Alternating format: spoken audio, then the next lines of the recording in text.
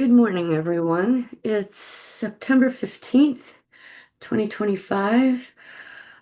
This week's going to be a little different. I'm going to put the session before I put the journal, and it's not technically a journal, it's something that was going on in my life at the time.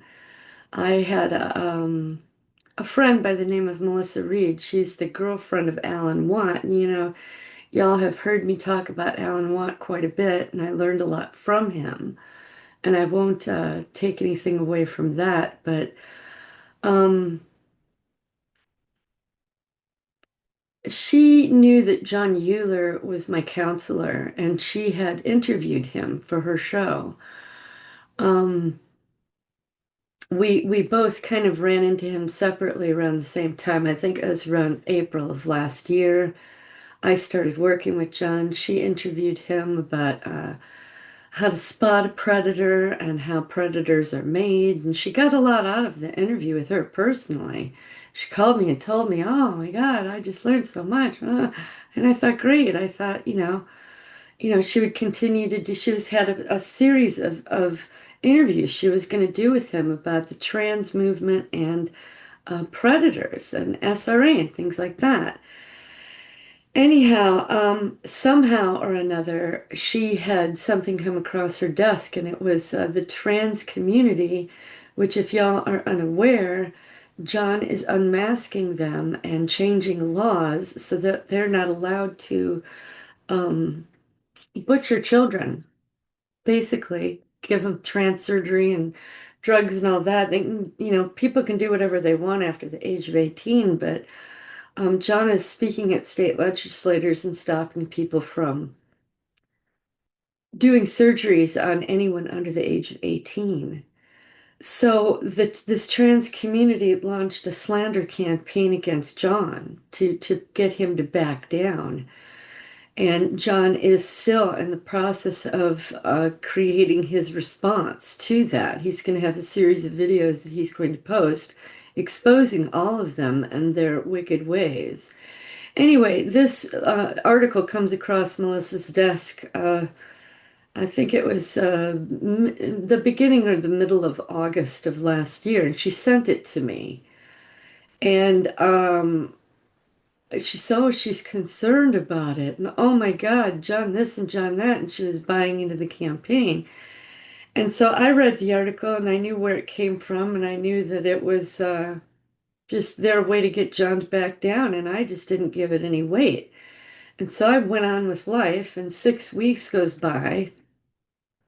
Melissa decides to call me and tell me that she thinks Jon is a narcissist, arrogant, dangerous, and vindictive, and she was trying to convince me to not interact with him.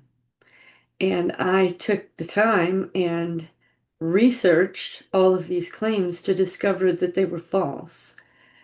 And I was trying to get Melissa to see that she bought into or was beguiled by this community, and she refused to see it. I understand now it's for a different reason than what I thought, but anyway, she disrupted my therapy. And that's why I'm posting this here. I'm going to also post it on another channel where I am going to expose Alan Watt and Melissa Reed as, I don't know if fraud is the right word, but they are certainly not Christian, and they are swaying people away from Christianity. And so the only conclusion I can draw from that is that they are part of the evil that runs this world. And they have an influence. She has an influence. I don't know how many people Alan reached, but I'm sure it was a few thousand, and Melissa has about 6,000 followers. And because I know Alan Watts' material so well, I feel compelled, number one, and number two, that I have a responsibility to let those people know they're being misled. And hopefully, they'll see the light. And if only one person changes, that's great, and moves away from Alan Watt, I'd be thrilled. Hopefully, a lot more do, but that's my goal. So I recorded me reading the email that you heard me talk to John about in the session, and then her response to me and my response back. Now, on the other channel, there was a lot more depth and detail that I'll go into, but just in terms of this session that I'm posting, it will give you some more context. And just to also let you know that the preceding weeks, you can hear me and John talk about this because I thought Melissa and I were great friends, and I was hopeful for, a lifelong friendship, to discover that no, she was manipulating and using me. So you'll watch my progression from thinking that I had a friend to realizing no, she wasn't. And just, what goes on in my sessions regarding that. So I just wanted to give a little context to what you're seeing and what you will see down the road. Now, it's not every session, but during a particular session, 2 or 3 or 5 or 6 weeks after this, you'll hear, I might talk about it for 10 or 20 minutes because I'm still upset by it at that time. By March of this year, that was last year, by March of this year, I cut ties with her because I realized she is basically a witch. She's practicing idolatry, necromancy, um, blasphemy, and just practicing witchcraft, which led me to realize, wow, if she was with Alan for 14 years and she is this way, then what about him? He had to have known and noticed and was perfectly fine with it. And that's when I kind of woke up to the fact that Alan is a problem as well. So, um, I guess that's all I have to say. Thanks for listening and following along. And you're certainly welcome to skip this because it's just, I don't want to say it's just an argument between me and a friend because it's not. It's something that because of my therapy with John and my SRA memories, I was able to see what I was looking at. And without the healing that I went through and the changes that I went through internally, I would have never seen it. And she would still be using and manipulating me. So I hope it helps someone along in their path and their healing. Something similar might be going on, and that's why I've decided to present it. So anyway, thank you, and you will see the letters momentarily. Have a great day. Hello, everyone. Diana here again. I just wanted to, I can't possibly convey the phone call that I had with Melissa, where she was warning me off Jon Uhler. Um, I can convey that it disrupted me greatly. And so I just wanted to read my response email to her, and I think y'all will get an idea of what's going on. But just a quick little background on the Jon Uhler controversy that Melissa and I are talking about. For years and years, John has had a podcast called Unmasking the Trans Movement, and they help teach people, parents, just anybody that wants to know how to protect children from being mutilated with a trans surgery. It's been working on it for years, and the trans community, and as Alan's listeners, you'll all understand that there is the androgynous agenda out there that, wants to, the transhumanism, the transgender, that whole thing, to degrade society. Um, and so that community, because John and what he is doing is being effective, John is also speaking at state legislatures and laws are being passed. And John even helped to pass a law in South Dakota and helped to name that law um, forbidding any child under the age of 18 having a trans surgery, and any doctor who performs such will go to jail. And that is spreading across the country, and the trans community is very nervous because their agenda is not succeeding, it's not advancing. And so they've decided to attack Jon Uhler and anybody and everybody that's getting in their way. So the trans community decided to, and it's a particular site called The Distance Magazine, and it's run by a man named Matt Osborne. Um, John had a conflict with his daughter. He was holding his daughter accountable, and just for whatever their family issues were going on, he started holding her accountable throughout her life, but as an adult in particular, and Nicole didn't like that. So she reached out to this trans community to badmouth her father. It was her way of getting back at him, this little chip on her shoulder. And she opened her Rolodex to these people. And so they were able to reach back into John's life with a past partner and another woman, etc., and draw all anybody and everybody that might have an axe to grind with Jon Uhler together to attack him to fulfill the agenda of the trans community in this trans industrial complex. Because it's not just the trans community, it's the medical industry that's making money off of it. It's the pharmaceutical industry is making money. It's an industrial complex. Anyhow, so the name of John's daughter is Nicole. The name of John's first wife, Nicole's mother, is Patricia. The name of John's current wife is Susan. And John's ex-partner is Jimmy Hinton. And a woman who wanted John to sponsor her to come over here from Australia. Her name is Barbara Roberts, and that's what we're talking about here. Um, and so, just to give you more context, Melissa ran into Jon Uhler unbeknownst to me, and I ran into Uhler unbeknownst to Melissa, and it just happened at the same time. And I was like, oh my gosh, we're talking. Anyway, so Melissa decided to interview Jon Uhler. And they did an interview about how to identify a predator and how a predator is made. And this is what Melissa and I are talking about here, this particular interview. Well, what happened was the trans community keeps track of what John does. They stalk him, as a matter of fact, so that they can reach out to anybody and everybody that would give John a voice and scare them off of Jon Uhler. And that's what happened here with Melissa.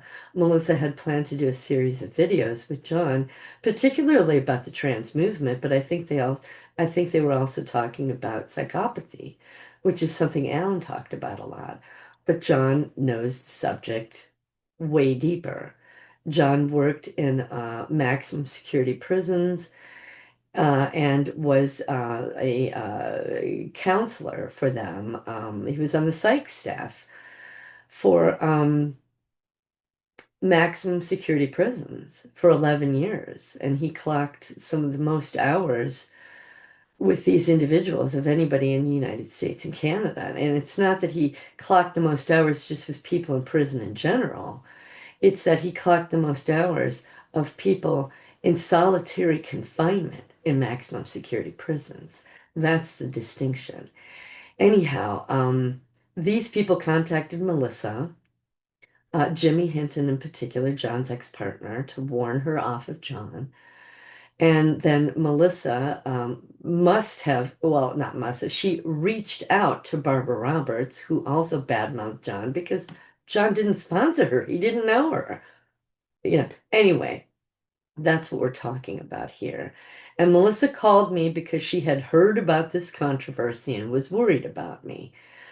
Um, And it destabilized me because Jon Uhler is my counselor. And the idea that my counselor, the man who's interacting with my psyche and some of the most deeply intimate, personal, traumatic things, um, destabilized my trauma therapy. And it anyway, you'll hear what goes on here. I just wanted to give some context to what you're hearing. Um, so as I said, Melissa called me to warn me off of Jon Uhler, and I was really quite surprised. So says Melissa, I've spent 40 hours since we talked researching the case against Jon Uhler. 97% of the points that you make I can refute. What you heard and read is taken out of context. I do understand the context and the world of abuse survivors.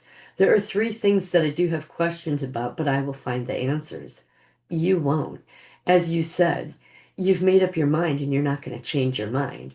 And you are convinced that Jon is a narcissist, vindictive, and dangerous. So be it. It's not my job or even my inclination to change your mind now. And I'll qualify here. When she said dangerous, it was near the end of the conversation. I said, dangerous? How is he dangerous? She said that she was afraid that Jon was going to come after her. I said, are you kidding? He's way too busy for you to even be on his radar outside of wanting to educate your listeners about psychopathy and the trans movement. Anyway, she was just convinced he was dangerous. Says, I have treated you as a friend consistently. I have been there, picked up the phone, and listened to you go into meltdowns over your multiple crises, each and every time. I've sent prayers daily your way and helped you in every conceivable way, financial, physical, mental, emotional, and spiritual. I would think that if we were true friends, you would respect my choices, you would respect my opinion, and you would take the time to listen to my opinion. But you chose not to. You're not interested. Again, you've made up your mind. You're not changing your mind. In a 1 hour conversation, she said that to me 8 or 10 times. A true friend would say, okay, maybe she's sliding down a slope. Let me give a couple of suggestions, but allow her to go through whatever lesson it is she's going to learn. And if that turns into catastrophe, I will be here as a friend to provide a safe place to land because I love this person. That is how I approach my relationship with you. I don't agree with everything you do or subscribe to, but it's your journey, not mine. I'll be there if you want to talk about it. However, you blatantly, point blank said to me, you are not willing to do that. So the only conclusion that I can come to is that you are not my friend. I am your friend and I've treated you as such. You have not treated me as such. A real friend would recognize and be interested in the depth and level of the trauma that I have and am experiencing, and know that interacting with a therapist is a big deal and requires revealing many, many traumatic and intimate things.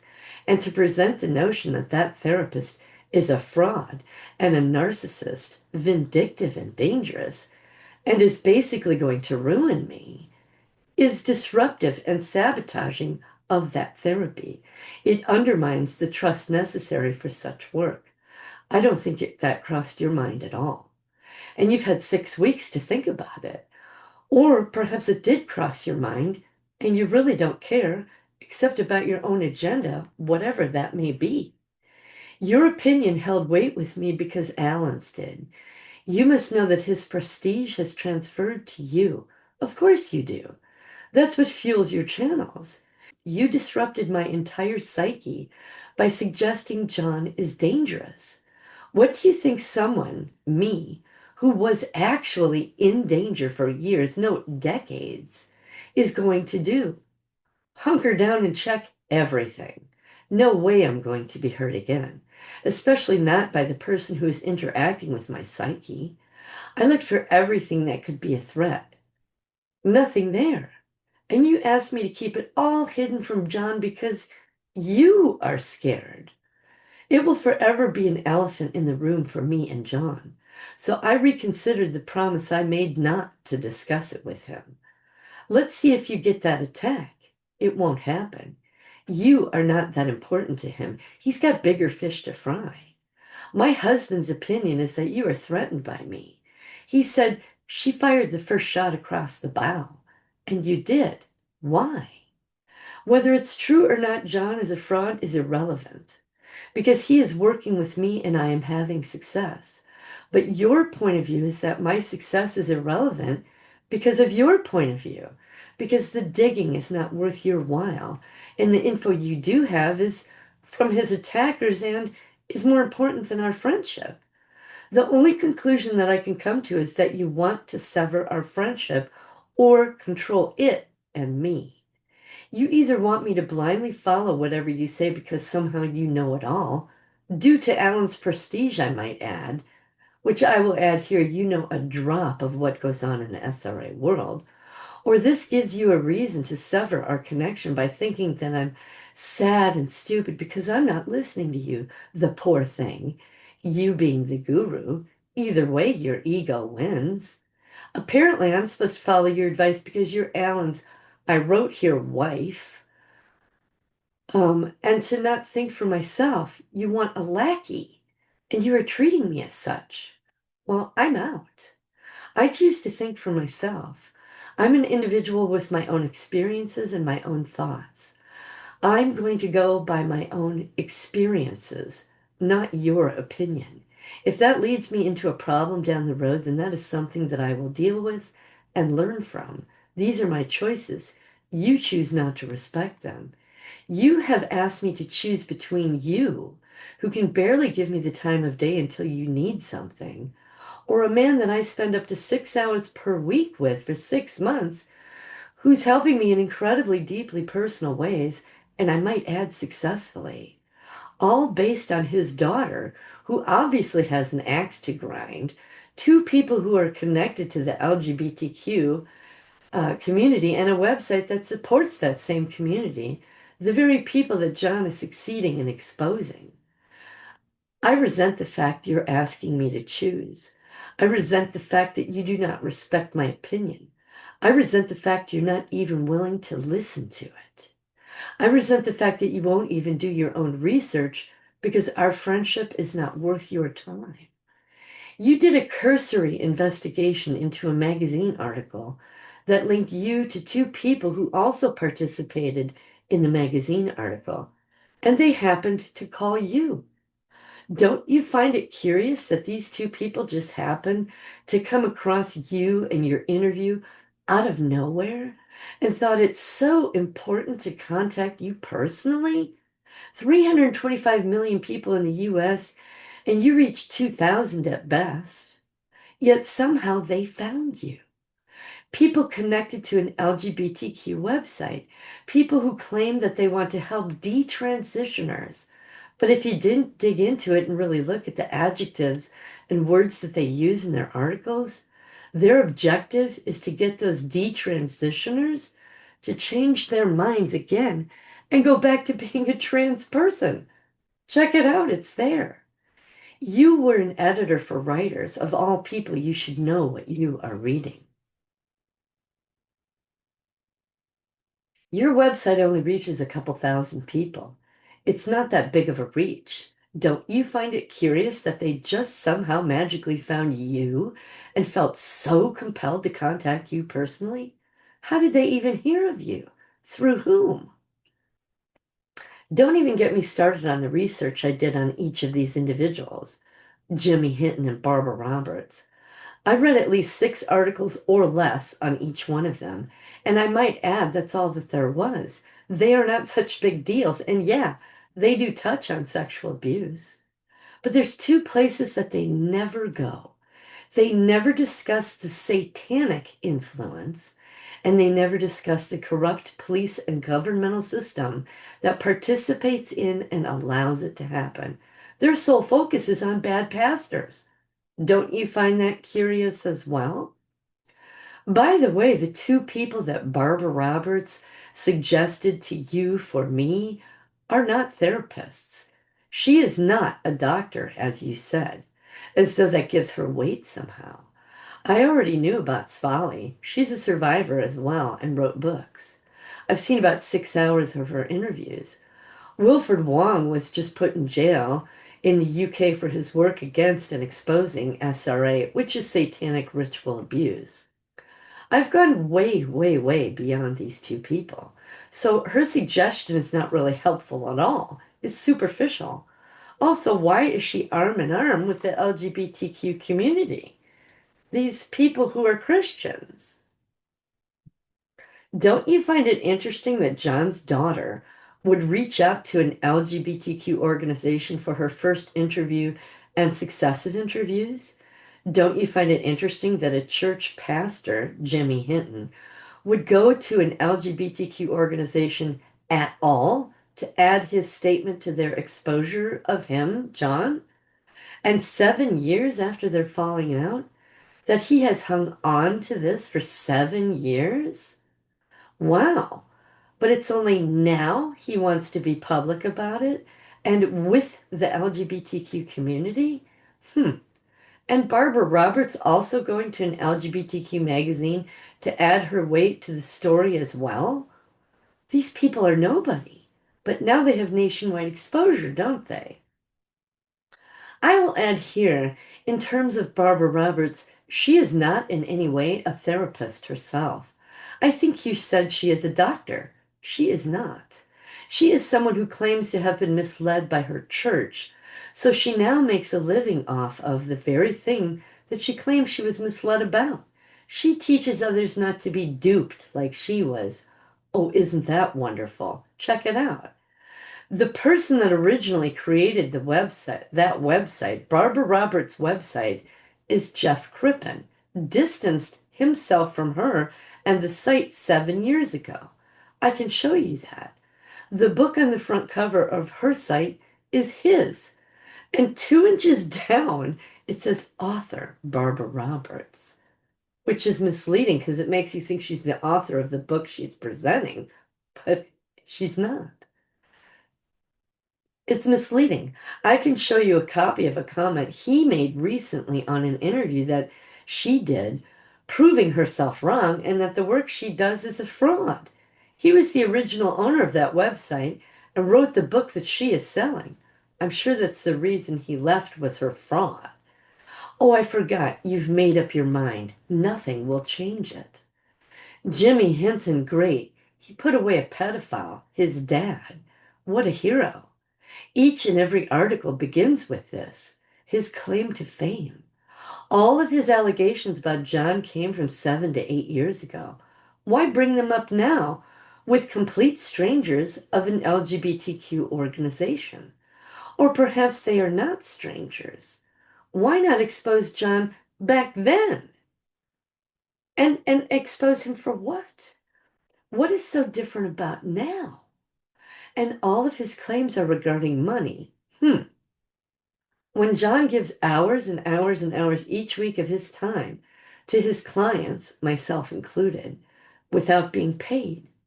Hmm, does Jimmy do that? I wonder.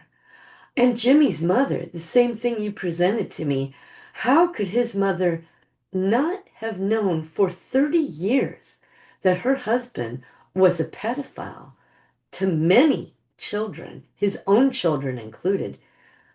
Huh. Well, she's super credible, but again, you know nothing about SRA. Yet what you cursorily looked at, you think is the end all be all, and I should bow to your advice as a friend. And love ya, something you have never said before. This was the end of the conversation. I'm completely destabilized. She's telling me that this man that's my counselor is going to harm me. She's not going to interview John anymore. All this is going on. I'm completely destabilized. The very end is she goes to hang up. She's love ya. I got off the phone and I was like, what was that? I mean, I said I had told her a couple times through our friendship. I said, love you. I'm so happy you're my friend. And she never said it back, and that was okay. It didn't worry about. But now all of a sudden, as she's doing this phone call, confronting me with something that she thinks is going to help me. And I'm telling her, let me check into it. Let me this, let me that. And ended up, love ya. It was just the snarkiest, oddest experience. You linked to some Facebook post where Jon made a comment. Again, you don't understand the context that it's coming from, and you choose to not even find out. Now, this is a controversy with the John MacArthur University.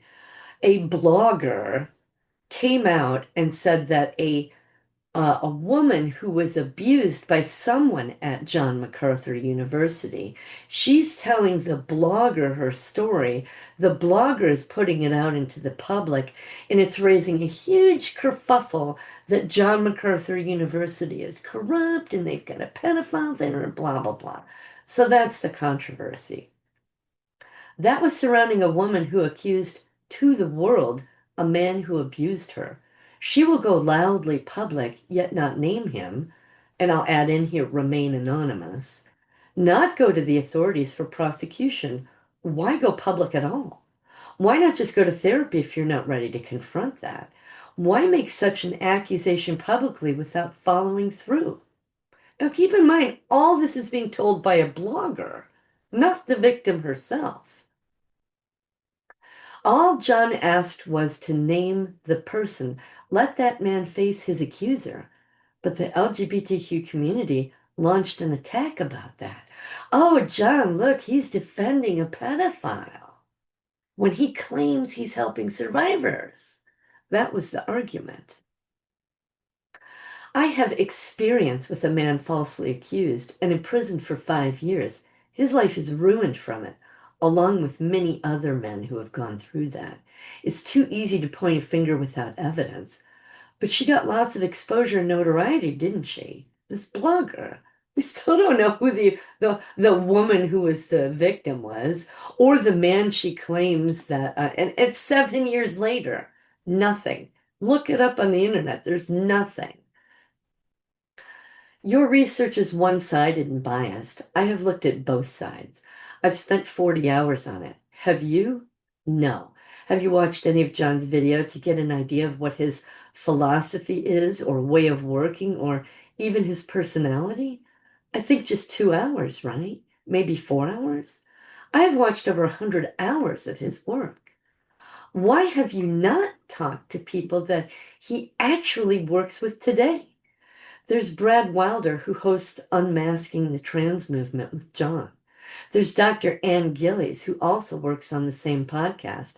All of them doing it for free, I might add, to help the people of the United States and Canada to change this despicable practice. Surgeries for minors. Hopefully they change that practice for the world and stop it. There's me, who currently works with him 6 hours per week for the past 6 months. There are two other clients of his that I could get you in contact with who also work with him for 6 hours per week for months on end. There's also the Imagination podcast, where he has literally done 30 hours worth of interviews that have helped countless people with the worst traumas, all for free because he wants to help survivors, and he's protecting women and children, which I might add is what a man is supposed to do. All men. Then there is his rebuttal to come that you have absolutely no interest in whatsoever. None of this is worth our friendship. Why would you choose not to investigate both sides? Why would you choose to present this information to me in such a selfish, unmovable, and unreceptive manner? I'm going to be going with my experience and knowledge. Whatever John's past is his. If he made mistakes, that's between him and God. All I know is what I'm experiencing right now. But apparently, my experience as your friend is irrelevant to you. So I guess I'm not really your friend. I know that I was to you. I'm furious that you would make me have to choose. I'm furious that you would sabotage something that's incredibly, deeply important for me. And my mental health, I might add. I didn't put that in there. I'm furious that your lack of care or concern for my well-being and healing is irrelevant to you by sabotaging it. What seems to matter to you is your ego and opinion based on a cursory investigation into something you, quote, don't really care about. She'll still say that to this day. What you seem to care about is changing my mind. Why? What are your real motives? Seems like you want me to be your lackey. I think not. You mentioned several times that what Jon and I have talked about is inappropriate. By whose standards? By the standards of the industries of psychiatry and psychology? Is that what you subscribe to? The very industries who keep people in therapy for years and years and years on end with no real success at healing for the person and drugging them into zombies? Jon's goal is to, and Jon has said this to me, to work himself out of a job because he has helped heal them, his clients. I find it very empowering to know that I can talk with Jon as a person, not as an expert who's off limits, sitting in a chair as they know it all, as though they know it all, and you are the minion they're helping. Jon is a Christian counselor, and thus we can talk about whatever we want. I don't think of him as a doctor who is off limits, separate, above, an expert, which is what you subscribe. We talk as human beings, not expert and fool. Jon has learned from me, in particular, things that I learned from Alan. I have expanded Jon's outlook on the world and his personal understanding of it. He listens to the Alan talks I put up weekly. To do therapy the way you think it should be, based on standards of an industry that has an interest in future income, drugging, and not helping the person in need, is unconscionable. But you know what? You know it all. You're not going to change your mind. What I know is what Jon does works. And not just for me, but for many. Would you like their names and to talk with them? Oh, yeah, you've made up your mind. Is Jon flawed? Has he made mistakes? Sure, we all have. But apparently he didn't handle it the way you would like. You said yourself you can't know a person's heart, yet you seem to think that you know Jon's based on his attackers' opinions, the LGBTQ community and their pals, and then I should follow what you and they think about him. That is flawed. Alan was deeply flawed. You said it yourself. Yet you looked past that. You both lived off of your money at first until it ran out. I agree with David, who is her brother. I'm furious that he left you in such a precarious situation. But you also need to take responsibility for that as well, because you should have insisted on some sort of protection from him. Whatever went on between you and the situation that you're in right now, that's because of Alan and for you to work out. It just occurred to me your deeply judgmental opinion about Jon marrying Susan, Jon's current wife, one day after Patricia died, who is Jon's first wife. Jon had been courting Susan for 1 or 2 years prior. Patricia was out of her mind all of that time, violent, then actually a vegetable in Canada. So his first wife's a vegetable in Canada, and Patricia, his first wife, is filing for divorce. They're not living together for years. Then Patricia files for divorce, then refused to divorce Jon all that time.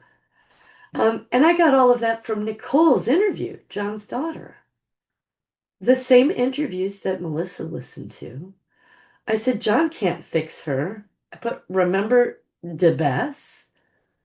What is he supposed to do? He was guided to Susan like you were to Alan.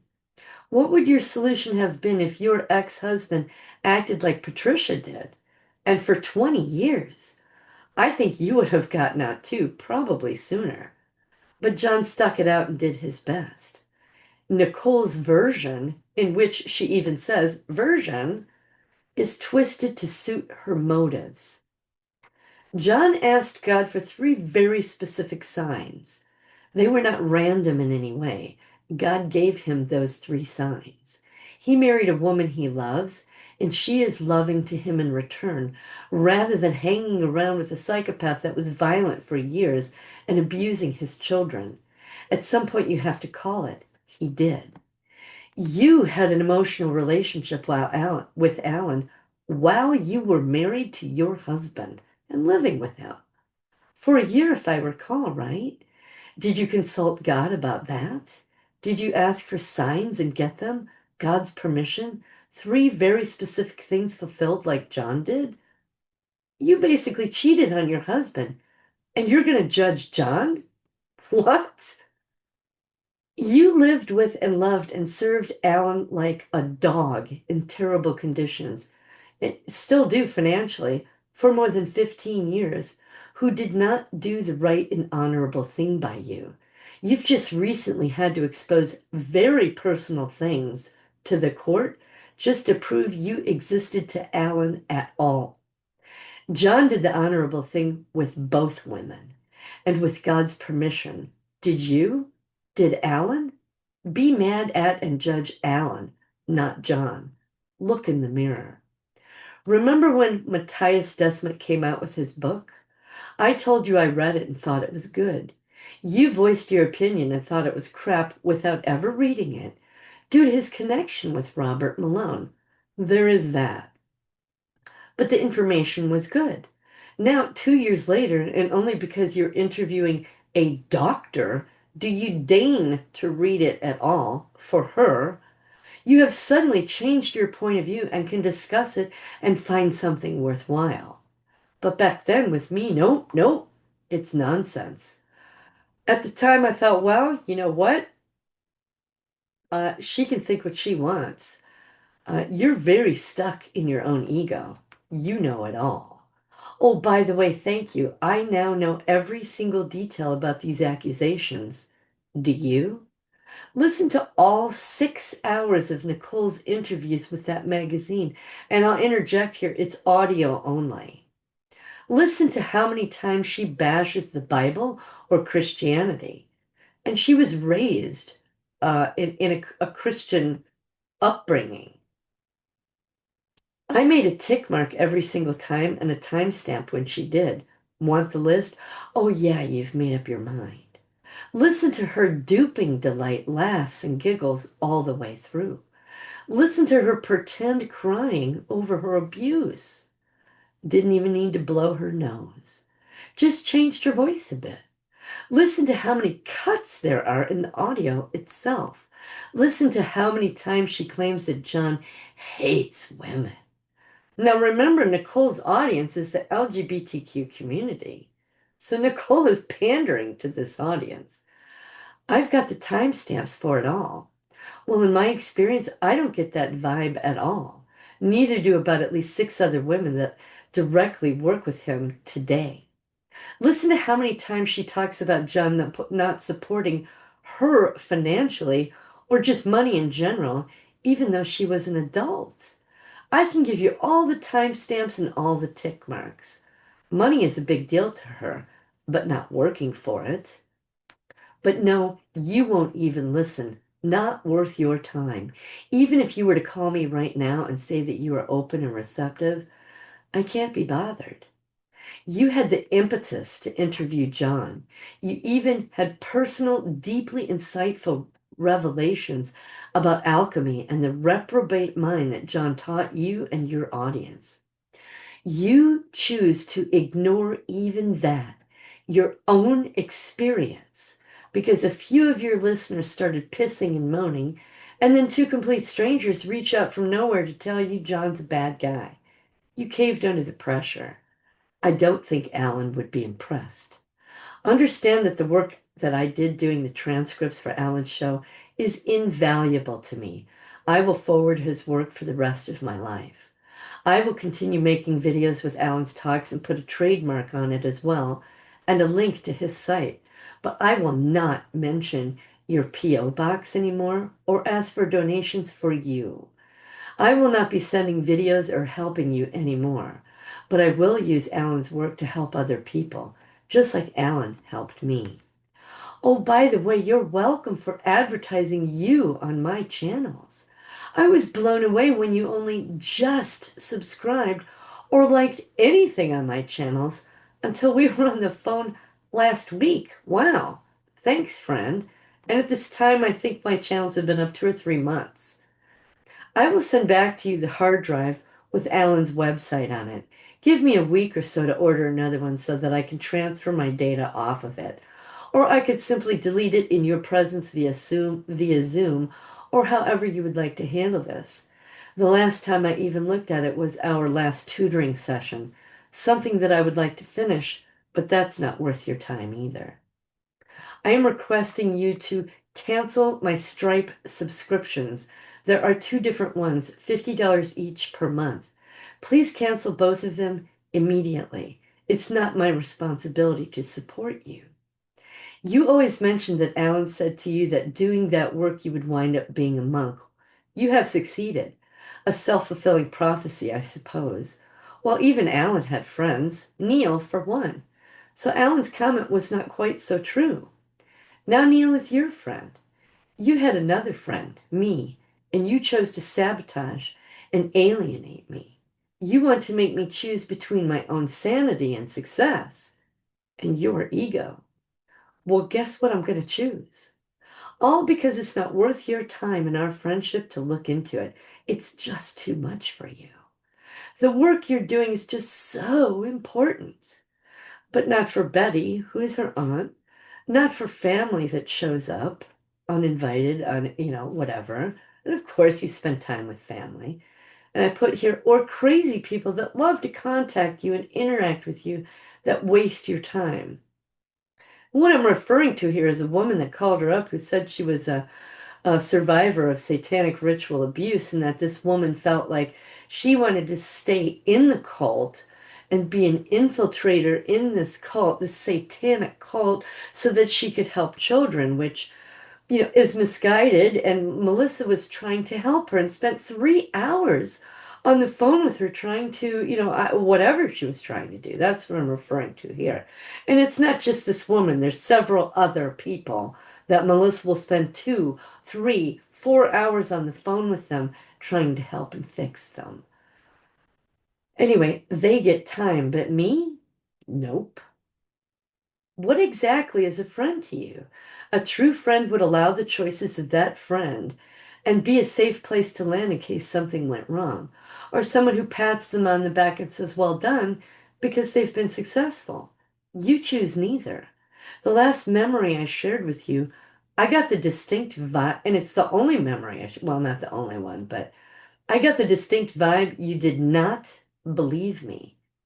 So, no more sharing. Not really my friend. So consider yourself closer to that monk status now, down one friend, because you were and certainly are not putting the effort out. I'm done. I would like to have a free copy of the flash drive set and a book when they are completed. I think I have earned it. But if you're not inclined, I get it. I will not be purchasing anything. I wish you well. I hope you succeed in all of your endeavors, but I do know that you don't have the same sentiment for me. What I know is that what Jon does works. It works for me and countless others. One interview and one topic even did for you. But again, your mind is made up. You knew the man, Alan, but you have limited understanding of the information that he taught. Diana. And what I mean by that, as Alan always said, you could only go by your own experience. And you have to listen to your intuition, etc. But apparently Melissa doesn't apply that to her own life. So I sat on this. She called, I think it was my sessions with Jon are Friday. Melissa knows my sessions are Friday and Tuesday. Melissa called me on Saturday, destabilized me. I spent hours. So I finally write this response. I'm dictating in my phone and editing it and going. I must have went over it 30 times. Finally thought, maybe I should run it by Jon and see if I'm off base here, see if I've got something from inside that might be projecting out onto Melissa. So I sent it to Jon, and we talk about it in our session on Tuesday, which I will air. Anyhow, so I didn't talk to Melissa for 3 or 4 days. I sent it to her. I think it was I sent it to Jon, but I also sent it to Melissa without getting John's feedback. Well, did I? Yeah, I think I got his feedback. I can't remember. But John would never tell me what to say or do about it, and you'll see in the session. So I sent it to Melissa. She got it, I think, on because our session was on Tuesday, and I was talking about John that I had sent it. So I believe I sent it on Monday, if memory serves.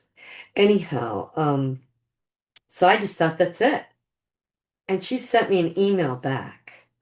And I refused to look at it or read it for several days because I was still furious. All the time, effort, and energy I had spent building her up and pumping her up and giving her everything, anything and everything that she needed to be successful. And, now that it's not that I've been pulling away from Melissa, but instead of spending my free time doing things for Melissa, I'm now spending my free time on me and healing. And she didn't like, well, I won't qualify that, but I think she was nervous because I wasn't just readily available when she deigned to call me. Anyway, so I finally sit down and read her response, and this is what her response is to me. Dear Diana, I do love you and care about you. I have considered you one of my very best and closest friends, if not my closest friend. I have felt that you were in fact my sister. As you know, I care so much about you that have made you the beneficiary of my will. I have so much respect for you that I would want you to have the responsibility of the websites and all that is mine should something happen to me. I care so much for you that I would be happy if you were my neighbor, living around the corner from me. Saying I love you is not the easiest thing for me in a friendship, and so I almost never say that to anyone. I did then because I've struggled with this for 6 weeks, and I wanted you to know I said what I did out of love. I prayed about this daily and asked for advice from Neil. If I blew it and didn't handle it right, I ask that you forgive me. I looked at Stripe and I cannot find an option for canceling a subscription and think that is something that you have to do. And I'll interject here. No, Stripe is a subscription donation program where the the person receiving the donations has 100% control over it. The only control that the donor has is initiating the donation. But once you decide you want to you can up it by subscribing more, or if you want to reduce it or even cancel it, you have to call the person that runs the website and ask them to cancel it. So you have to confront the person and either divulge your financial situation or whatever and ask them to stop it, which I think for me personally, to do that, um, I felt uncomfortable talking to her, asking her to subscribe. Oh, I've got more money than she does. How can I possibly, it's like anyway, I think you all get it. So I looked at, I think that's something that you have to do, which is kind of mind-blowing because she's been using this for 2 years, and I think she knows exactly how it works. There is a lot of anger in your email, and I'm mostly sorry that I didn't keep this to myself. I didn't understand that you have spoken I did understand that you have spoken many hours with John and that he has been very helpful to you. There were two things that gnawed at me. I did actually contact Barbara Roberts. She did not contact me. I didn't think about that when we spoke. But when we spoke, Melissa said that Barbara Roberts contacted her. And now I'm finding out. So Jimmy Hinton contacts you. You've read the article. Okay, Barbara Roberts is another person in the attack article. So you're going to reach out to the person that's attacking John. You could take that time and energy and speak with her for an hour. Okay. Some people might say you're doing your due diligence, but the only people you talked to were the people that were part of the hit piece. You wouldn't listen to my opinion. You weren't willing to contact anybody else that John interacts with today to maybe refute these points. So, okay. There were two things that gnawed at me. I actually did contact Barbara Roberts. She did not contact me. I didn't think about that when we spoke. The first was that Jimmy Hinton told me that people John had counseled had been hurt by him. He cited a couple of cases. A couple, if it's even true. Well, okay, let me present to you 10 people that John has helped. But Melissa didn't want to do that. I told him that a friend was counseling with John and thought that he was great. His response that he hoped that you would not be hurt by the counseling, but he personally knew people who had been. Now, you could think about this Jimmy Hinton here, if he's got an axe to grind with John, and he's going to the LGBTQ community to be part of a hit piece, and now he knows he's talking with a very good friend of someone who's counseling with John, and that friend will probably talk to the person, that person might believe their friend and stop counseling with John. And what a perfect way for Jimmy to get back at John. But that didn't cross Melissa's mind either. The second thing was Barbara, who did not call herself a doctor or psychologist. Maybe she said Christian activist counselor, but not doctor. Encouraged me to tell you to reconsider John. I'm just going to interject here, Melissa. You said she was a doctor, either a psychiatrist, psychologist, or something. You didn't say counselor or activist. Because if you had said activist, I'd have been like, who cares? Anyway, but not doctor, encouraged me to tell you to reconsider John. Now, this is a woman who wanted John to sponsor her to come over to the United States so that she could start doing her business here. And John said no. So, yeah, she's got a little bit of an axe to grind with John because she didn't get to come to the US, did she? Anyhow, again, my prayers. I'm going to share this part of the screen with you because I'd like y'all to see this. Again, my prayers, my talking to Alan, and I put this in red. My prayers, my talking to Alan and talking to Neil in that moment. Sorry about that. Again, my prayers, my talking to Alan and talking to Neil said in that moment on Saturday, share your concerns. Tell her what you've heard. And Diana, I repeat, I am sorry that I didn't keep this to myself. Please see below for further on that. Your anger that comes through seems to like it goes beyond this issue. And I will say yes, yes. I have a lot of anger inside. I have um probably 20 solid years of horrific abuse that I was amnesic to. And I felt like Melissa was attacking me. And so I will admit here, yeah, my anger came out on Melissa. And I see that now, but the points that I was making is not diminished by my anger. Your anger that comes through seems like it goes beyond this issue, that I want you to choose. I never said that, never at all. I did not want you to choose between me and John. In fact, I said I knew that he had helped you. I said that several times. I said that based on what I had learned, I thought indeed he might be a narcissist. And these things she learned through John's attackers. Okay, not from me. I knew John.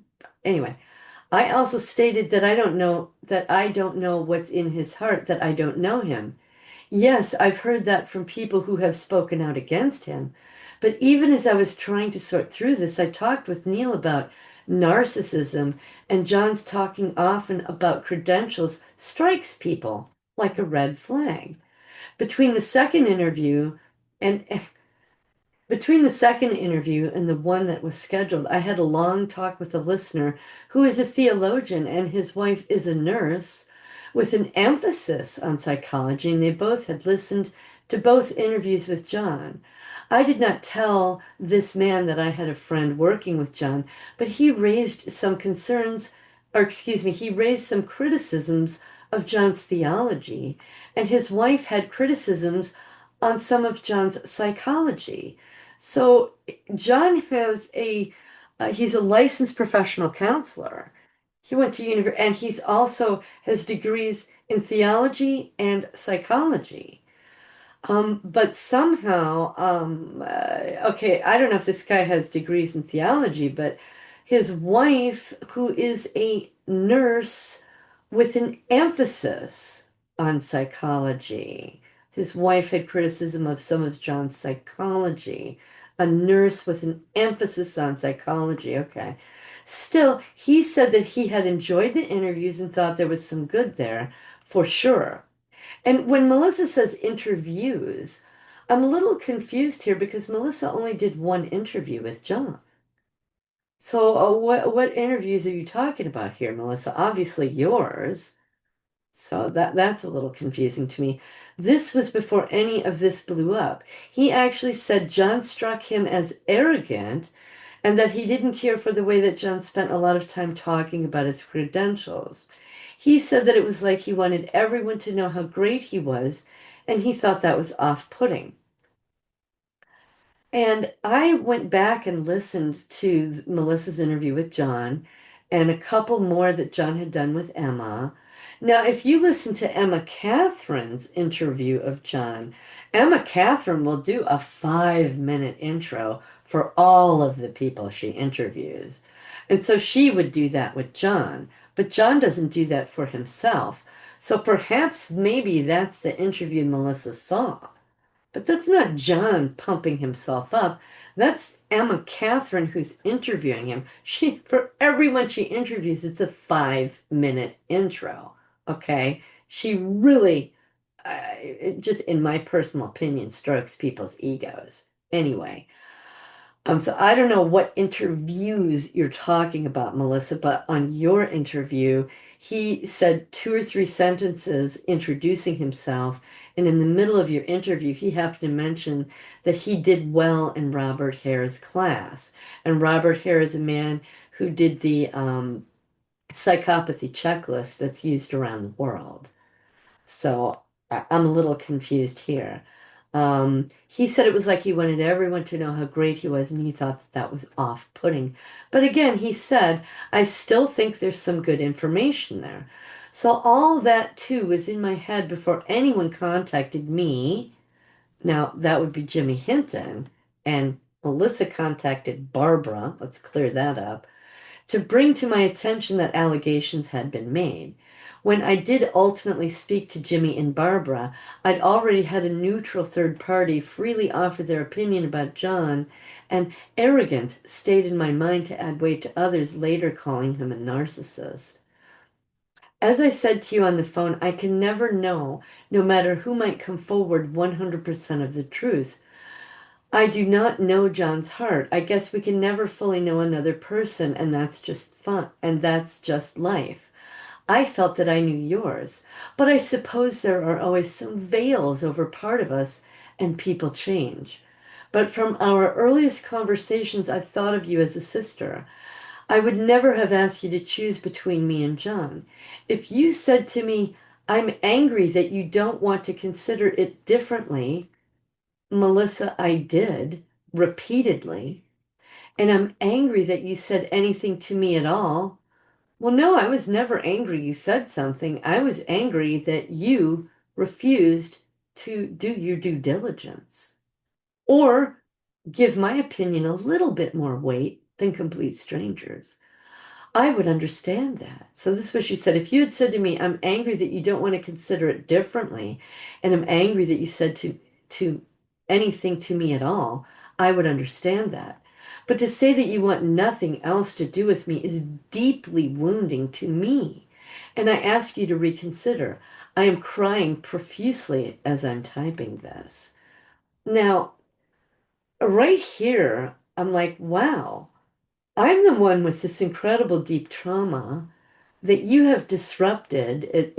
I described it to John as having an avalanche, an earthquake, and a tsunami all at once, internally, emotionally, psychologically, mentally. But somehow I have deeply wounded Melissa, and she's crying. So I'm like, okay.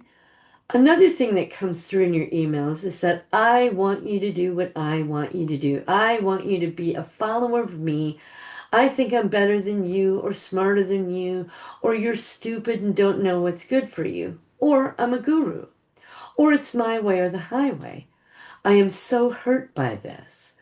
I do not understand this at all. I cannot even fathom that you would think that. Now, we have this conflict. I'm asking her to look at all sides of the equation. I'm even giving her names and numbers of people to get a fair and balanced opinion. And she's refusing. She's refusing to even listen or put any time, effort, and energy into it. She could put time, effort, and energy into reading the hit piece, um, talking with Jimmy Hinton for an hour on the phone, reaching out, looking for and finding the contact information for Barbara Roberts and calling her and talking to her for an hour, but can't invest that time on the other side. She says, I'm so hurt by this. I do not understand this at all. I cannot even fathom that you would think that.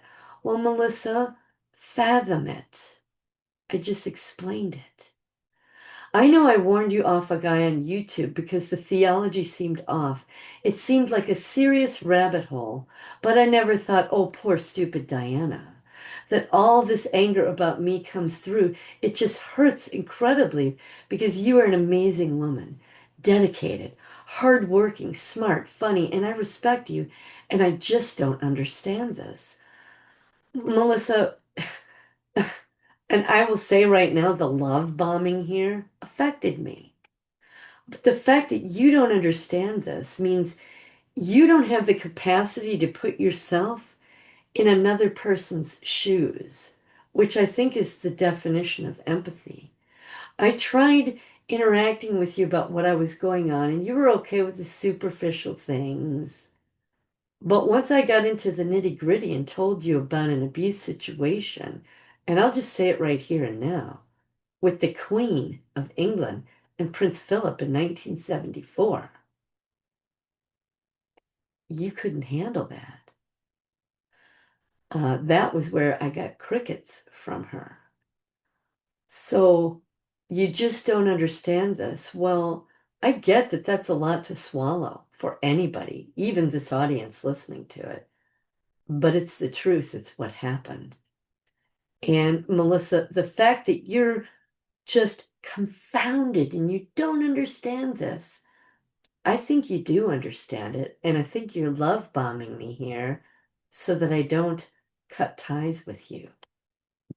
You said that you were going to do your own research and make up your own mind. And I would have thought that it would go without saying that I would be more than willing to listen to anything and everything that you found. Well, Melissa, you weren't, because I found the information to refute the hit piece and you weren't interested, repeatedly not interested. My not changing my mind had everything to do with the public position regarding Jon, and not what I might come to think down the road for any number of reasons. Remember that I had heard from several listeners who brought these stories to my attention in the first place. I knew right away that publicly this would not be something I could revisit because there's too much he said, she said, and it would always be something that people would ask me about. Why would people always be asking you about this? Unless they are influenced by the hit piece that the LGBTQ community put out there and feel a need for you to alienate yourself from Jon. But Jon, anyway, privately, the things that I said were disturbing. Privately, the things that I said were disturbing are the things I pointed out to you. But even those things, it would be possible for me to reconsider. But you never gave me a chance to hear you. I never said I wouldn't listen to you. Never.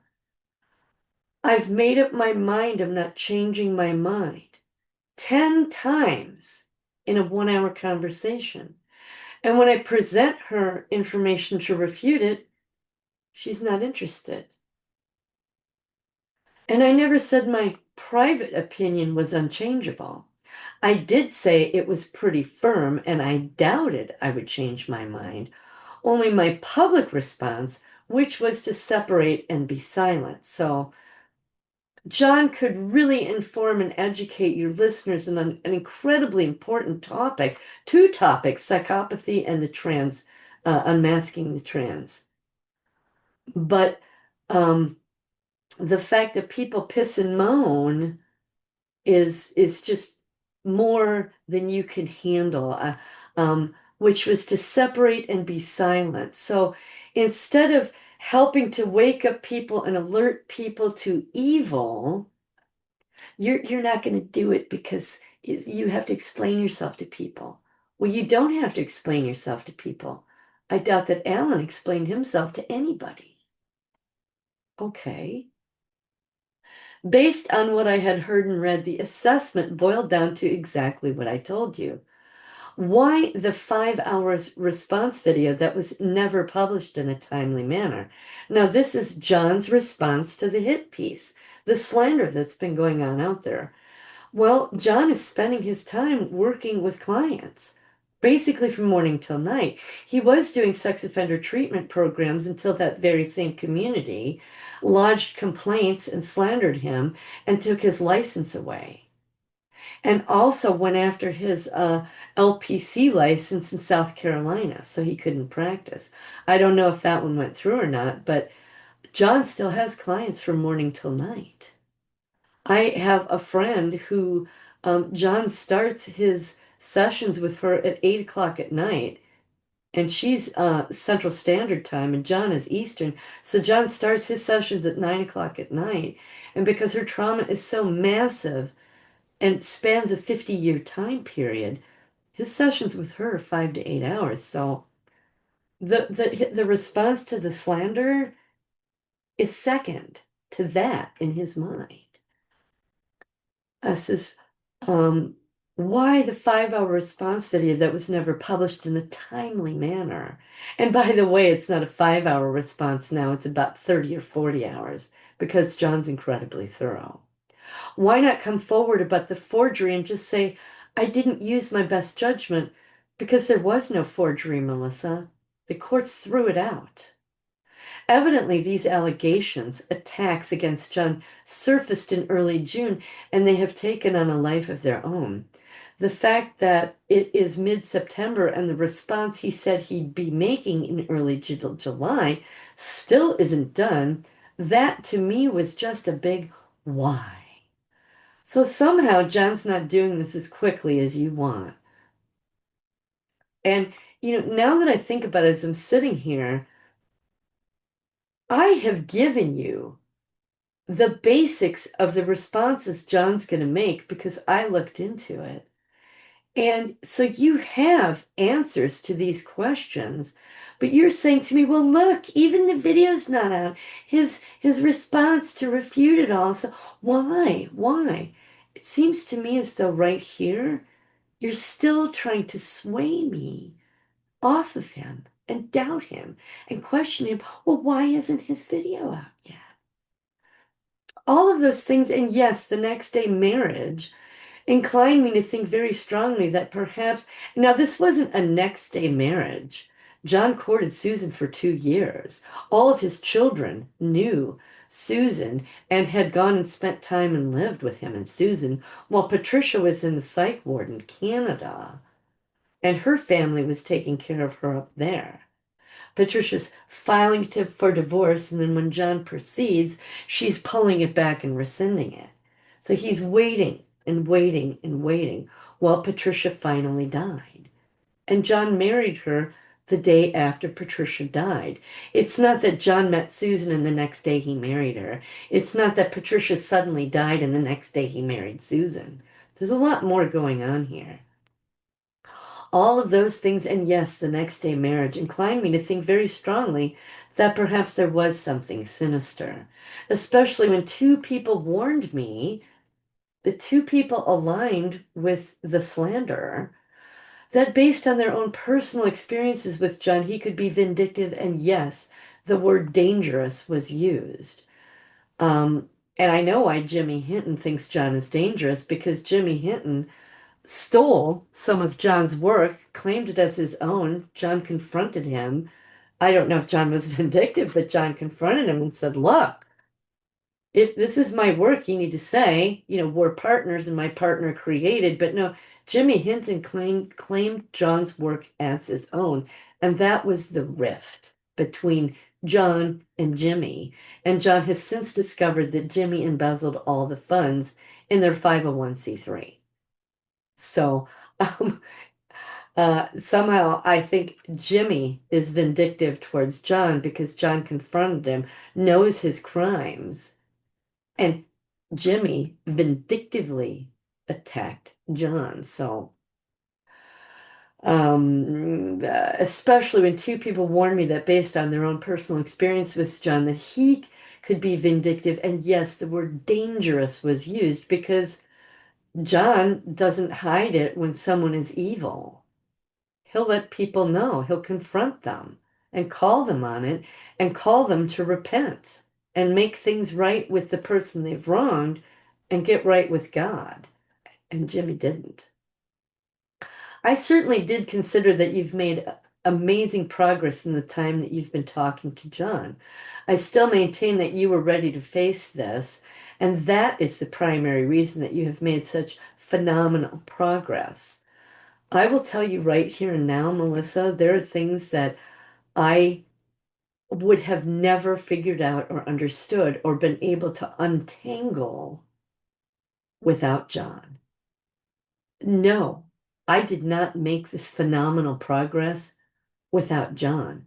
If anyone wants to refute that, I air my sessions online on my channel, and you will see me get all tangled up with something, and John helped untangle it. So, no, Melissa, I could not have done it without John. But I also know, and again, talked with this about this with Neil, that a lot of what John says makes good sense in the psychopath subject that we talked about. So, yes, I was very hesitant to say anything to you at all. When I told Jimmy that I had a friend working with John, and when you said that to me, I was like, oh my God, I felt like my privacy had been invaded. Anyway. When I told Jimmy that I had a friend working with John and that I was very concerned for my friend, even if 1% of these allegations were true, that is when he said that he hoped you would not be hurt. But before he said that, I asked him point blank if he thought that someone working with John was in jeopardy, and he said yes. Then I mused aloud that maybe I should warn my friend. Jimmy's response was, "It's very likely that your friend will turn on you and defend John." In hindsight now, I find that interesting. I wonder now why he would have said that. Well, think about Jimmy's motives. He has a partner, they work in churches, they're trying to help abuse survivors. Jimmy is going out and doing talks around the country, earning money. He's paying his family to speak as well. He's embezzling all the money that they make, and I mean all of it. He's claiming that John's work, his charts and graphs, are his. John confronts him on it, and he's a pastor at a church, sinning, embezzling, and claiming John's work as his own. Well, yeah, he's going to want to try and keep that suppressed, isn't he? So he hasn't. I wonder now why he would have said that. I know why. Then he went on to describe that as possible and why, etc. Reiterated that he thought John was dangerous and then said he hoped my friend would not be hurt. Well, John is dangerous to Jimmy Hinton. That's who John's dangerous to. And even John let that go. He confronted him, kicked him out of the 501(c)(3. The organization dissolved, and John went on with his life. But Jimmy obviously hasn't here. He feels a need to slander John because John's got the goods on him. Anyhow, I sat with all of that for 6 weeks and considered sitting with it forever because remembering Jimmy's words, the idea of losing your friendship was something that distressed me. I said elephant in the room not because I was asking you to choose between me and John, because it felt that there was now this whole huge part of your life I could not discuss. Well, you could discuss it, Melissa. I was trying to share my experience with you, but you didn't believe me. There was crickets. I showed you and presented you my journals at your house. You didn't want to see it. This is literally what she did. I don't need to see them. So this is not true what you're saying here, Melissa. That of course I wanted to talk about it and hear about it. No, Melissa, you didn't. But that I actually owed it to tell you what I had heard. I actually thought that I was being selfish to put my concerns about John's possible vindictiveness. Who is John vindictive with? I can't figure that out yet. He wasn't vindictive with Jimmy. He was truthful and exposed him. He wasn't vindictive with Barbara Roberts. He just said no. He wasn't vindictive with his daughter. He simply gave his daughter consequences. Who is John vindictive with? I actually thought that I was being selfish to put my concerns about John's possible vindictiveness and my concerns that you might hate me for saying anything. So you knew that was a possibility. My concerns that you might hate me for saying anything over my concerns that you not be hurt. Ultimately, I made a decision to say something not at all to hurt you or undermine your progress, but because I genuinely felt and still do that to have heard this and not tell you would be selfish and potentially even allow some harm to come to you that I could not have prevented had I been willing to open my mouth. Now, I just think that if this was something that was really tearing you up inside, based on things that, in my opinion, evil, vindictive people are feeding into your ear. And how you even came across the original article, I have no idea. There's another thought that just popped into my head, because that's how this whole thing started. The red flags surrounding Jon Uhler from the LGBTQ community. How did that even come across your desk? Did you seek it out? Were you looking up Jon Uhler? Oh my goodness. That never crossed my mind till right now. How did that come across your desk? Was it sent to you? Because it was that article that started things off.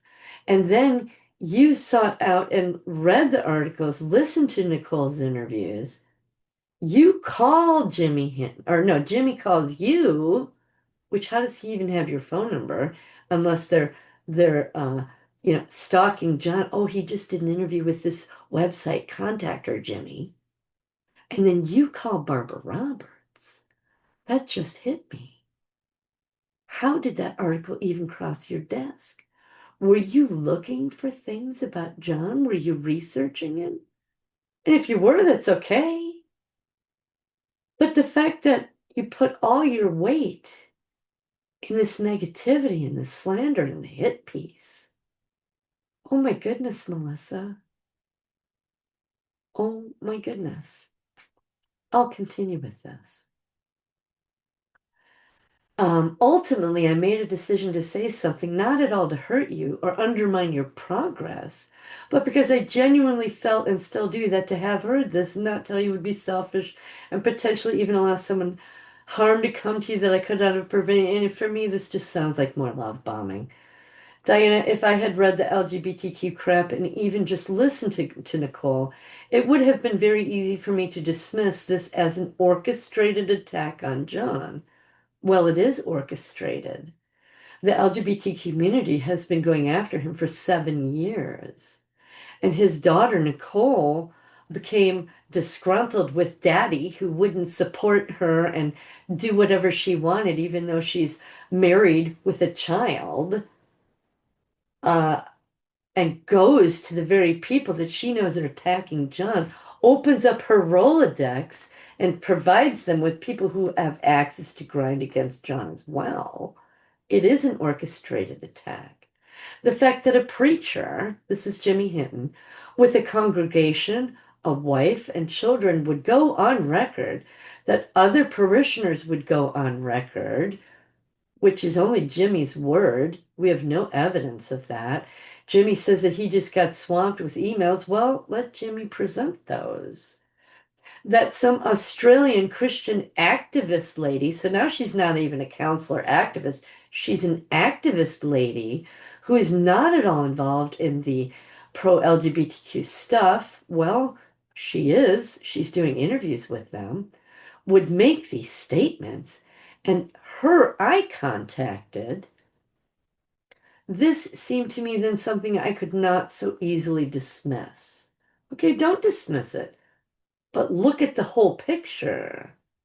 Maybe trust your friend who has done nothing but prop you up and support you and be there for you. Why not spend the time? But she didn't. In fact, when I first mentioned this to you in July, that's when she was talking to me about the article. I couldn't find it on the internet. So I had to ask her 5 or 6 times to send me the link on my phone, because when I typed the exact title into the internet, it would not come up for me. Wouldn't come up, wouldn't come up. So finally, she sent me the link. In fact, when I first mentioned this to you in July, it was only that one article that I mentioned to you that I'd looked into. I had already dismissed that publicly and privately because it was tarred by the brush of association.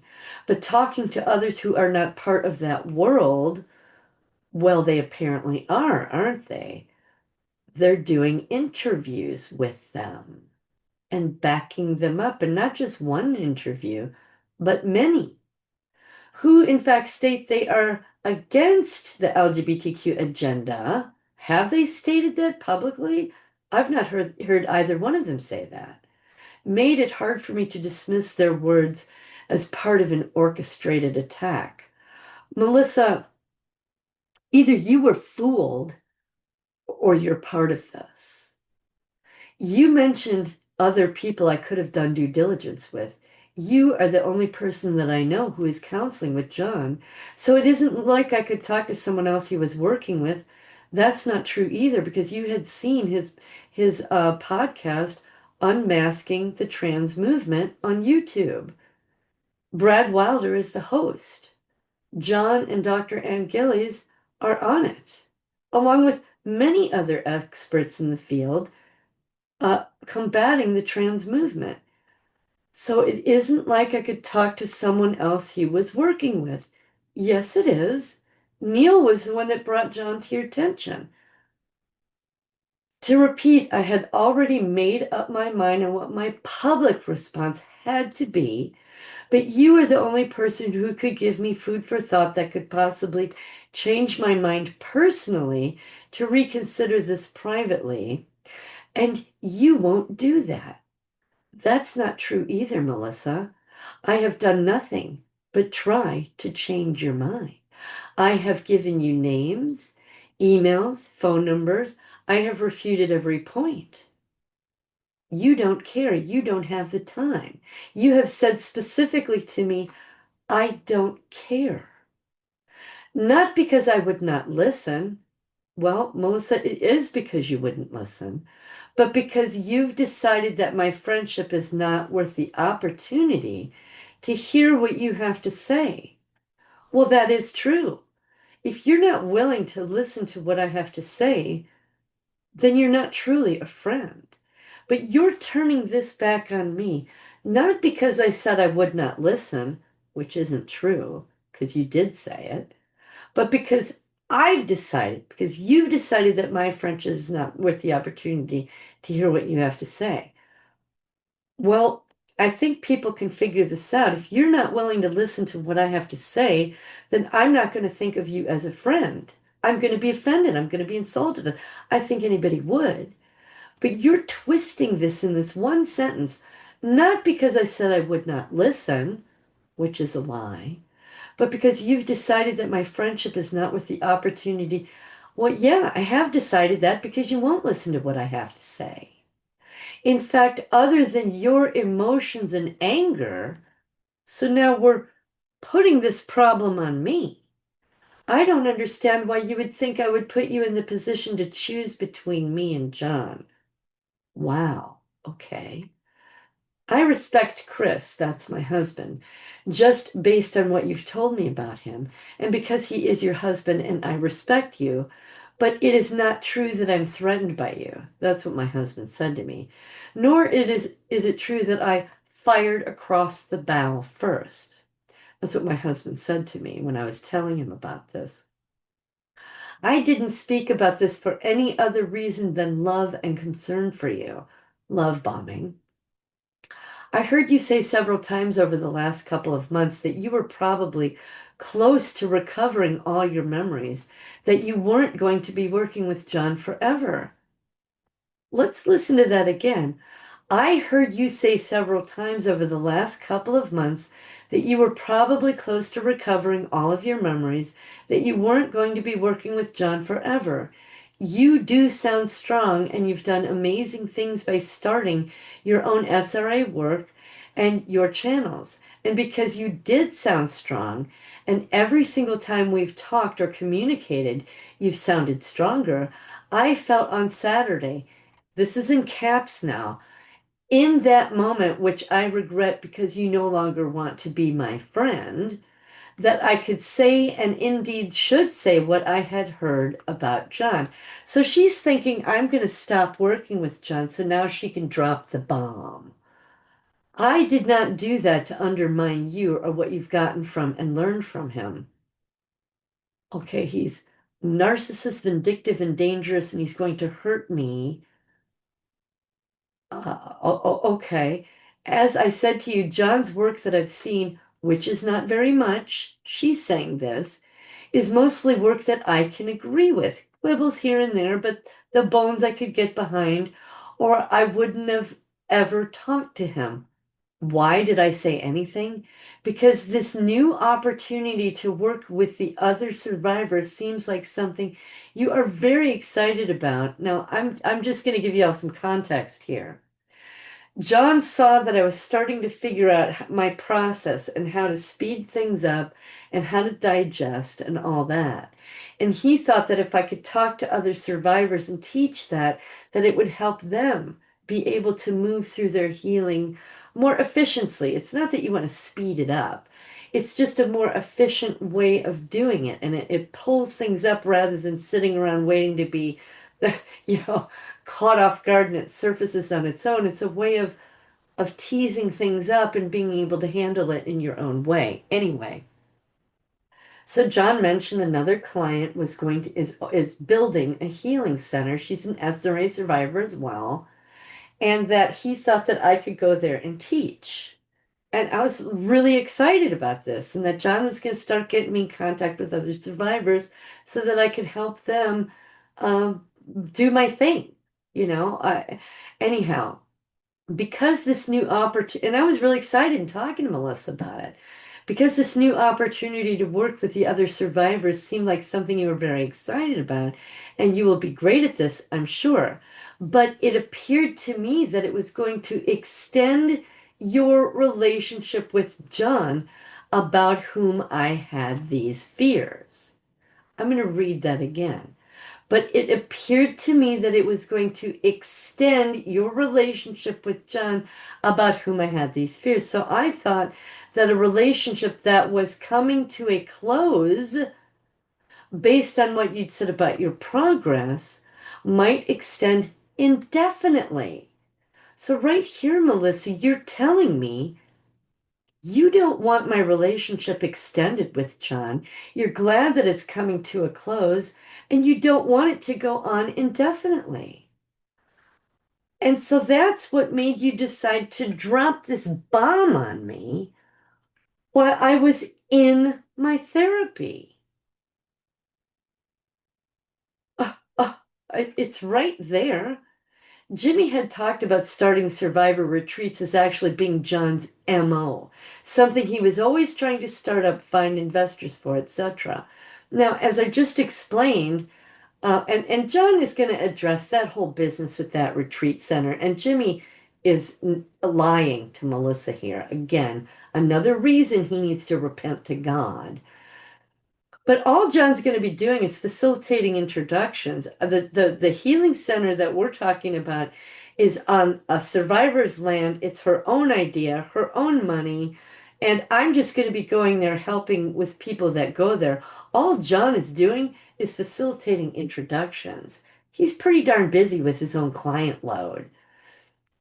So, as being John's MO, something he was always trying to start up, find investors for, etc. My take on that then was that Jimmy seemed to be implying that these kinds of facilities were access to vulnerable women for John. So, right here, she's implying, well, John wants to do that so he can access vulnerable women and harm them, not heal them. Even though she knows that I am his client and he's helping me. But somehow, because Jimmy says John wants access to vulnerable women and children to hurt them.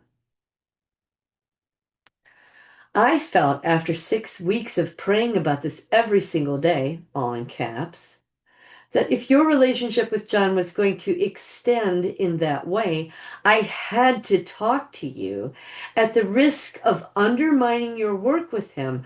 So she knew she was risking undermining my work with John. She right here is admitting she knew she was risking undermining my work with John, her friend, her sister, someone she loves and only wants the best for. I had to talk to you at the risk of undermining your work with him and at the risk of incurring your anger. So she knew that as well. Or even losing your friendship. Yes, it crossed my mind every day that if I talked to you, then might, and she is a little bit of weird writing here, yet it crossed my mind every day that if I talked to you, then might respond by terminating our friendship. But I did not say that you must choose between me and John. If saying what I had come to think meant that you felt you had to choose between us, that ultimately was a choice you made, not one I asked for. No, Melissa, you didn't say I want you to choose between me and John, but you implied it in every single direction. He's dangerous. He's going to hurt me. He's vindictive, a narcissist, and dangerous. What? What would any of you, audience, think if your friend that you love tells you this about someone who's helping you in incredibly deeply ways? And they won't listen to your opinion. They won't listen to you refute or prove. They won't take the time to investigate. What is that? It's a choice that she's giving to me without asking for it. She's implying it. She's trying to make it happen. And frankly, it's passive aggressive. I think someone with integrity would say, you know what, Giant Diana, I don't think that we can be friends if you continue to be with John because he is so dangerous, and I can't associate with you because his dangerousness is going to melt off onto you somehow, and you're going to be dangerous to me. That is what someone who has integrity and is upfront would do. But that's not what you did, Melissa. As much as I considered deeply that you respected John and had benefited from working with him, this is in bold, I felt that I had to share this with you. Not because I'm smarter or better or a guru, but because I genuinely care about you and did not want you to be hurt. Even in my brief exchange with Barbara, well, it was an hour long, the same amount of time you spoke with Jimmy Hinton. And if memory serves, I think you may have said you spoke with Jimmy 2 hours. So it's not a brief exchange. An hour's a long conversation. Even in my brief exchange with Barbara, I said, my friend who has suffered horrific abuse. The last thing I would ever, ever, ever want to do to you, Diana, is hurt you. Yet up here, previously you said you knew you were risking hurted me. You knew you were risking the undermining the work I was doing. You knew you were risking our friendship.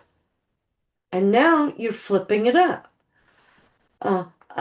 Even in my brief exchange with Barbara, I said, my friend who has suffered horrific abuse, the last thing I would ever, ever, ever want to do to you, Diana, is hurt you. I respect your individuality. I respect your path. I respect you. As I said off the bat, so much that I decided you were the one who should do what I do, and you were the one who should inherit all that is mine. I am hurt that you would even ask for a set of the flash drives when you already know that all that is mine is yours, but of course that too will be yours. So I want you all to think about the structure of this letter. We start off with, I would give you my sister, I've willed the site and everything that's mine is yours. And now after she goes through all this passive aggressive stuff, we go back to the love bombing and the carrots. You're going to run the website, Diana. I'm devastated, she says. I was so looking forward to seeing you again in February. I will miss the angels singing, but the door to my home and my heart will always be open to you. Is it now, Melissa? I don't think so. And you're devastated? I don't think you are. I think you knew exactly what you were doing here. I think you were worried that I would expose what I'm about to expose. So, and I think that you talking to Alan, who is now dead, and people who are in heaven don't reach out and talk to, anyway, I'll get into all of that in the next parts of the presentation. But Melissa, that letter was meant to manipulate me, and it worked. And I'll read to y'all what I wrote back.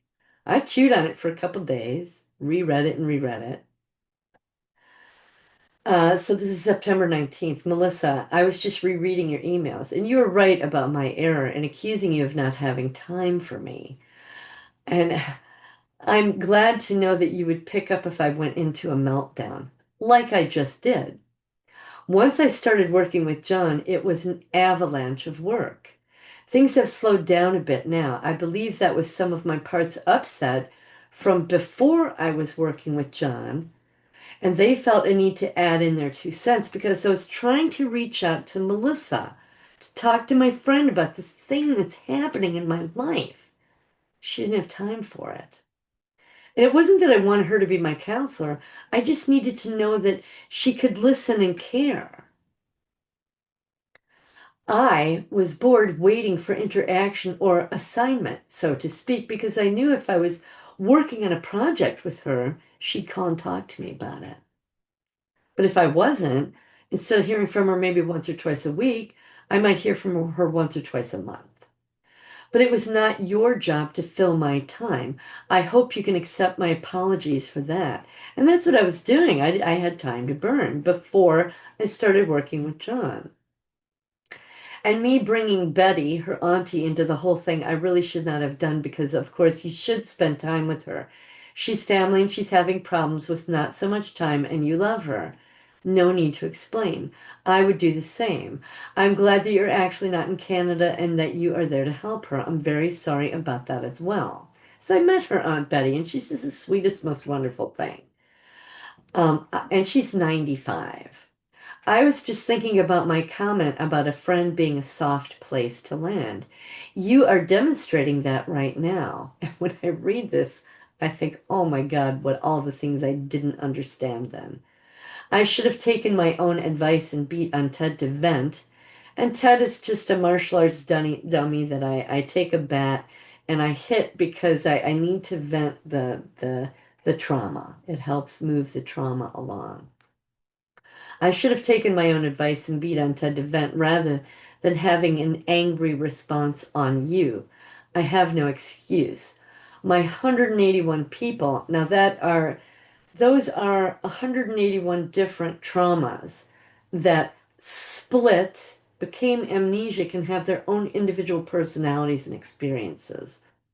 If y'all want to learn about D.I.D, watch my channel. Or Jon Uhler.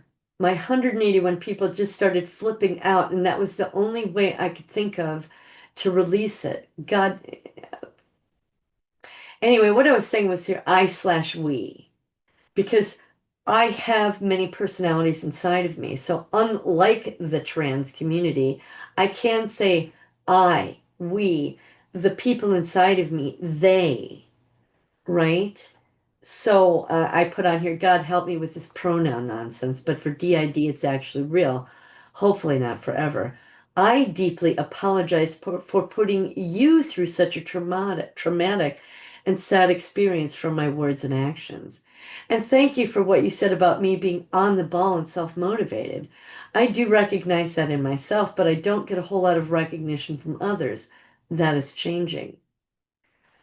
I realized also that before I was working with Jon, because I had so much time to burn, I didn't get bothered. I did get bothered by not getting more interaction with you. That's just because I wanted to hang out with my friend. But I always prioritized your work as coming first and putting myself on the back burner. That's on me. Now, this is me starting to understand my programming from my trauma and how it bled out into my interaction with Melissa, and it still is. And then that's just because I wanted to hang out with my friend, but I always prioritized your work as coming first and putting myself on the back burner. That's on me. And then all of a sudden I start diving into my D.I.D work, and it was a lot. And you're right, I did tell you I felt like I was near the end and that my time with Jon would trickle off. But each time I said that to you or myself or even to him, lo and behold, another bulk of memories and parts presented themselves. So I spoke too soon. Part of the anger was the fact that I/we place ourselves second, and now that I'm aware of that, we will no longer be doing that. Doing the video on the channel is one way. Doing the videos on one channel is one way.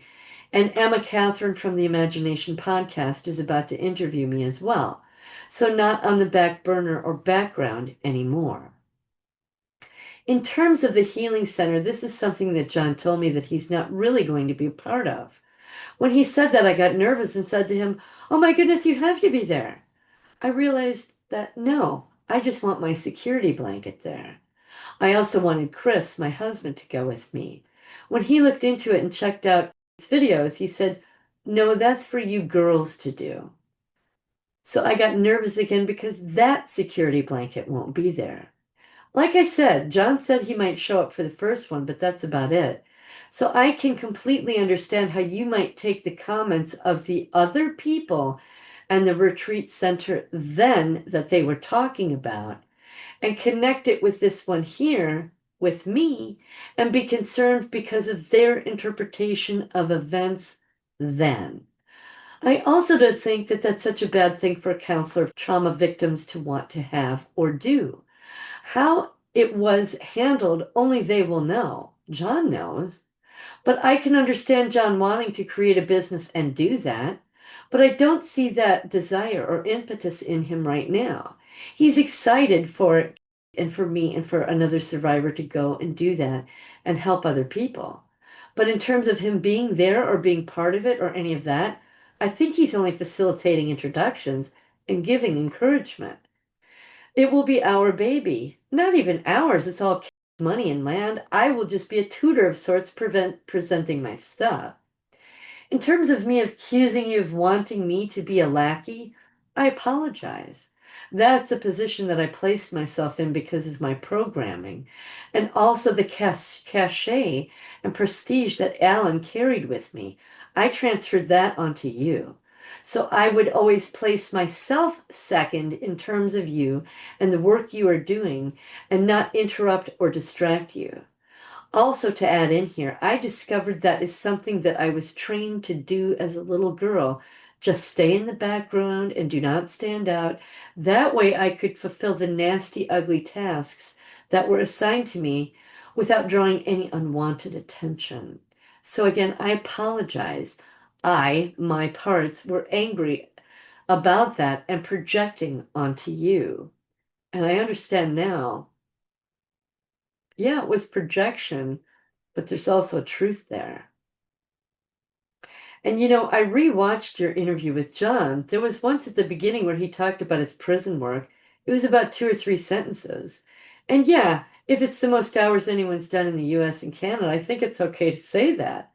Then in the middle, he talked about doing one well in Robert Hare's class.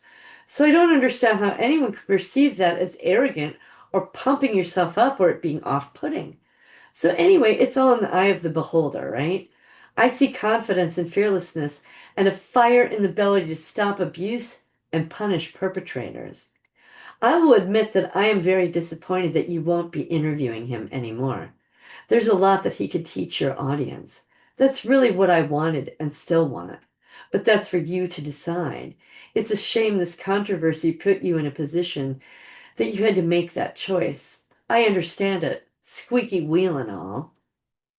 Because it was the comments Melissa got from her listeners that you better need to stop interviewing John because they believe the Jon Uhler controversy. And why Alan want listeners would be bought into the LGBTQ community slander campaign. It's kind of mind-blowing to me. Anyway, it's possible that when you were talking to me on the phone, I did not hear you say publicly. That could have been my emotional state, interpreting it as your personal stance overall. And because I believed that was your personal stance, I thought that you were putting me in a position to have to come to the same conclusion as you, and thus, therefore, I would have to choose between you and John. That's where that came from. And also where the idea came from that you wanted me to listen to you and not think for myself. The only thing I could hear you say was that you were not changing your mind. I've made up my mind, I'm not changing my mind. And so I thought you were just brushing me off and disregarding me if I did not agree with you. My apologies. Lastly, I'd like to add that I would love to be able to discuss some of these things with you, if you are open or have time. Just that hour or so that I went into with you yesterday was satisfying. I didn't feel so alone anymore. Chris is not really emotionally available, and that really only leaves John. Thus, the avalanche of emotions at the thought of him being a bad guy, and if so, having to cut him off. Thus, the you or him idea. Plus, the cachet that you hold with me, and me placing myself second in intelligence and worth, well, that's what came out. A rebellion against that belief triggered by our talk. I now know that's in there in me and not correct. So again, thank you for being a soft place to land. I'm just so sorry that I made that soft place so very upset, and I hope not prickly. Please forgive me. So this is what happens to survivors of abuse is when they confront their abuser, the abuser has a way of love bombing them, dangling carrots before them. There's a whole little formula that they use, and once that's done, it pulls the victim of that abuse back in, and then the victim apologizes for or makes excuses for the abuser. Alan used to talk about that. And when I go through these emails now, just these three, I can see it. So y'all can make up your own mind. Um, that's pretty much it. I'll let you all go for now, continue on with the presentation here, and thanks for listening. Bye.